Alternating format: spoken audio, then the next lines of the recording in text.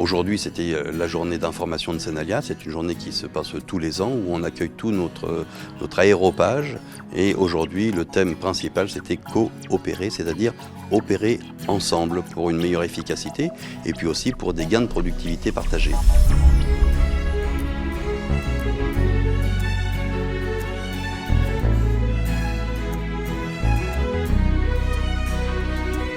Senalia est un prestataire de services logistiques au profit de la filière céréalière. Nous assurons pour les coopératives et les négociants d'un hinterland assez important, donc d'une région d'approvisionnement autour de Rouen assez importante, qui fait 350 km autour de Rouen. Nous assurons pour leur compte le chargement des céréales à destination de l'international.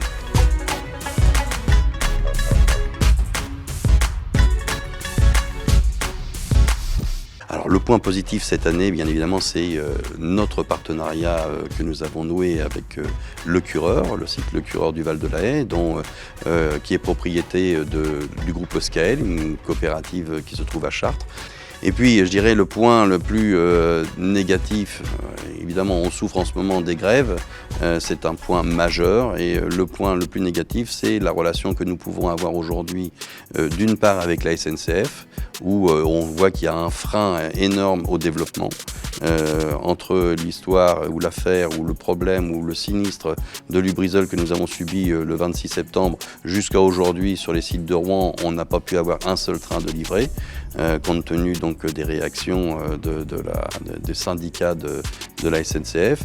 Et puis notre grosse inquiétude demain, c'est évidemment les mouvements sociaux que nous subissons, tant au niveau portuaire, avec la main-d'œuvre de quai, mais aussi d'une façon générale tout le transport dans sa grande globalité.